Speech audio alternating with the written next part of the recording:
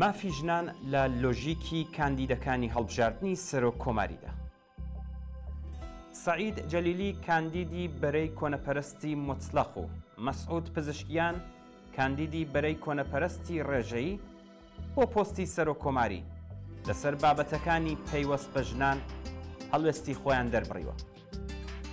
ئەوەی ڕوونا ئەوەیە کە هەردووکیان لە ترسی ئەوەی نەوەک ئەو ژمارە کەمە لە دەنگدەرانیش لەدەست بدەن لەو بابەتەوە بە شێوەیەکی ڕیاکارانە قسە دەکەن، بەڵام بەم حاڵەشەوە ناتوانن بیر و بۆچوونی ڕاستەقینەی دژەژنبوونی خۆیان بشارنەوە.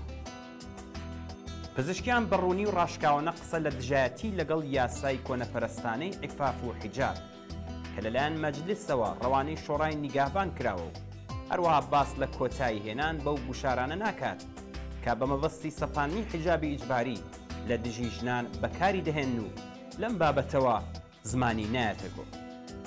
بەڵام ئێمە دەزانین کە ئەم کەسە هەلپەرستەی ئێستا چەند ساڵ لەمەوبەر بە شانازیەوە باسی لەوە کردووە کە سەردەمێک بەرپرسی پاکسازی ژنانی بێحجاب بووە لە ئیدارە و ناوەندە دەرمانیەکان و حیجابی لە ناو نەخۆشخانە و زانکۆ پزیشکیەکاندا کردووە بە پرسێکی ئیجباری. ڤیدیۆی ئەو قسانەی هەر ئێستا لە سۆشیال میدیادا دەست بەدەست دەگەڕێت. ناوبراو لە باشترین حاڵتدا بەڵێنی ئەوەی داوە کە ئەگەر بگاتە پۆستی سەرۆک کۆماری بە دوواداچوون بۆ پرسی تونند و تیژی دژی ژنان دەکات.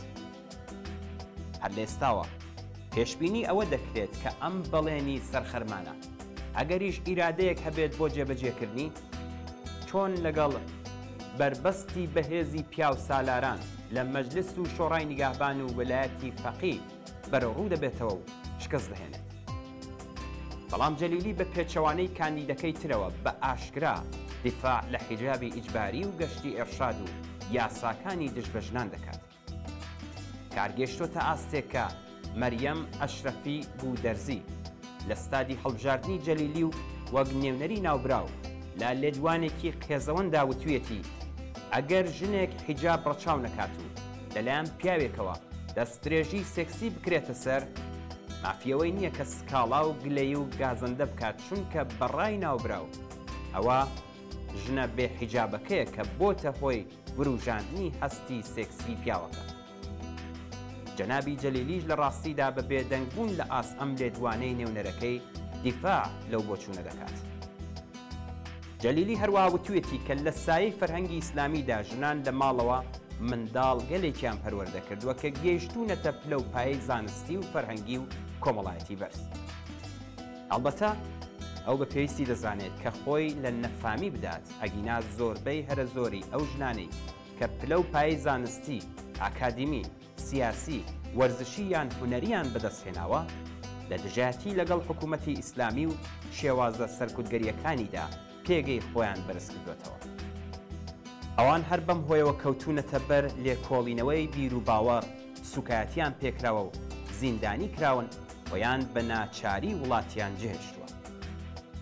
منداڵانی ئەو بنەماڵانەی کە بە چەند قال لە ژێر هێڵی هەژاریدا دەژین ئەگەریش تووشی کارەساتە کۆمەڵایەتیەکان نەبوو بێتن لە باشترین حاڵەتدا بوونەتە منداڵانی کار. کۆتایی هێنان بە هەڵاواردن و مافی یەکسان بۆ ژنان و پیاوان لە حکوومەتێکی داعشی وەک کۆماری ئیسلامیدا هەرگیز بەدی نایەت. دەستەبەرکردنی مافێکی لەم شێوەیە تەنیا لە ئاکامی خەباتی ئازادی خوازانە و یەکسانی خوازانەی ژنان و پیاوان لەم کۆمەڵگایەدا و بە تێپەڕبوون لە ڕژیمی ئیسلامی مسەوەگەر دەبێت. بەڵام ژنانی ئێران بۆ ئەم مەبەستە لە سفرەوە دەست پێ ناکەن. ژنانی ئێران و لایەنگرانیان زیاتر لە 100 ساڵە کە لە پێناو بەدیهێنانی ئازادی و یەکسانیدا خەبات دەکەن، خەباتێکی کە لە شۆڕشی ژن ژیان ئازادیدا گەیشتە لوتکە.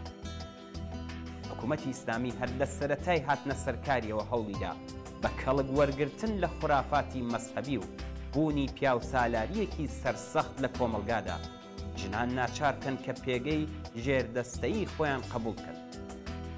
بەڵام لەم بوارەدا نەک هەر سەرکەوتوو نەبوو، بەڵکو ژنان هەر لە یەکەم ڕۆژەکانی دوای بەدەستسەڵات گەیشتنی حکوومەتی ئیسلامیەوە لە دژی ئاپارتایدی جێندەری کە گرنگترین ڕەمزی دەوڵەتی مەزهەبیە ڕاپەڕین و بوون بە پێشەنگی خەبات لە پێناو جیایی دین لە دەوڵەت کە پێشمەرجێکی گرنگە بۆ هەر سیستمێکی دموکراتیک. لە ماوەی 45 ساڵی ڕابردوودا ژنان گوێڕای خەبات لە دژی نظامی ئاپارتایدی زاڵ بەسەر ئێراندا شان بەشانی چینی کرێکار و زەحمەتکێشی وڵات لە دژی ڕژیمی مەسەبی ڕاپەڕین و هەوڵیان داوە ڕێگای گەشتن بە کۆمەڵگایەک خۆش بکەن کە تێیدا مافەکانیان بە مانای واقعی لەگەڵ پیاوان یەکسان.